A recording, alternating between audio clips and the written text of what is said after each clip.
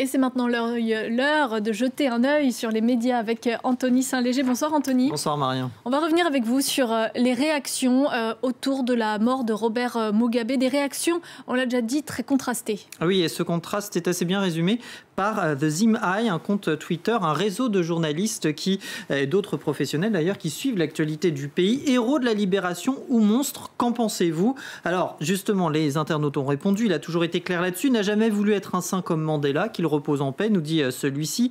Comparaison cette fois avec De Gaulle et Churchill, eux aussi ont fauté, estime ce twitto. Alors laissons ses opposants lui jeter la pierre à sa mort. Héros de l'indépendance et combattant de la cause africaine, rappelle cet autre. Et puis au contraire, ce twitto ne comprend pas justement toutes ces célébrations, ceux qui le voient comme bienfaiteur de terre, d'éducation et de liberté. Ce Zimbabwéen, lui, le considère surtout comme un monstre qui l'a dépossédé de tout et transforme d'ailleurs le repose en paix en brûle en enfer, c'est vous dire. L'enfer où Robert Mugabe rejoint dans ce dessin du Colombien Fernando Pinilla, un crâne ensanglanté à la main. On le voit, le Libyen Muammar Kadhafi, le Vénézuélien Hugo Chavez, le Cubain Fidel Castro. Répression brutale des opposants politiques et une culture de l'impunité pendant 37 ans, c'est ce que retient de son côté l'ONG Amnesty International. Elle parle aussi des désastres économiques. De quoi en faire donc une icône dévoyée, estime le grand reporter Vincent Hugeux, un héros de l'anticolonialisme devenu le naufrageur de son pays. Robert Mugabe, une tragédie en 3 actes pour Simon Allison du Mail and Guardian, l'hebdomadaire sud-africain. 1 révolutionnaire, 2 homme d'État et 3 dictateurs.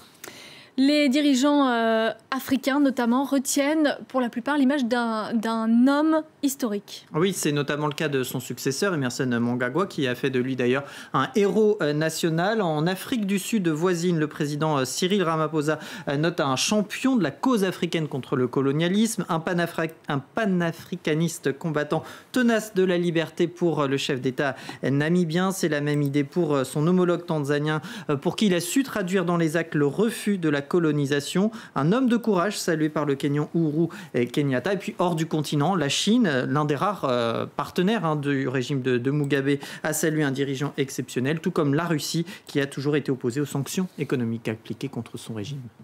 Au Maroc, à présent, l'arrestation d'une journaliste a suscité une vague d'indignation sur les réseaux sociaux. Oui, Hajar Ressouni travaille pour le journal Akhbar Al-Ayoum. Elle a été arrêtée le week-end dernier avec son fiancé, un gynécologue, sa secrétaire et une infirmière. Elle est accusée d'avortement illégal et de relations sexuelles hors mariage, ce qu'elle nie, tout comme son médecin qui affirme qu'elle a été soignée pour une hémorragie interne. Alors des témoignages de soutien sur les réseaux sociaux pour une affaire qui provoque une vive émotion pour 2 raisons. D'abord, cela relance la question de la légalisation de l'avortement dans le pays, l'IVG qui est interdite à la fois pour la femme, elle risque de 6 mois à 2 ans de prison, et puis pour la personne qui pratique l'acte, de 1 à 5 ans d'emprisonnement. Ce collectif féministe y voit une illustration de la violence institutionnelle à l'égard des femmes. La directrice de la publication de l'hebdo marocain Telle Quelle évoque des lois liberticides et elle estime finalement que tout Marocain peut se retrouver dans la position actuelle de la journaliste. Des lois dignes du Moyen-Âge pour une autre Marocaine, la sociologue et journaliste engagée Sana El Hadji.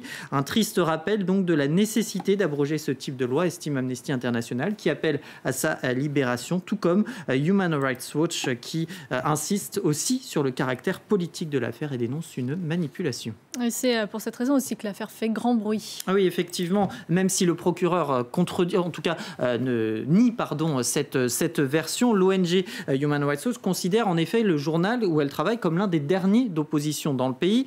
Elle qui, comme le rappelle cet internaute, a couvert le mouvement de contestation, le Irak, qui touche aussi le Maroc.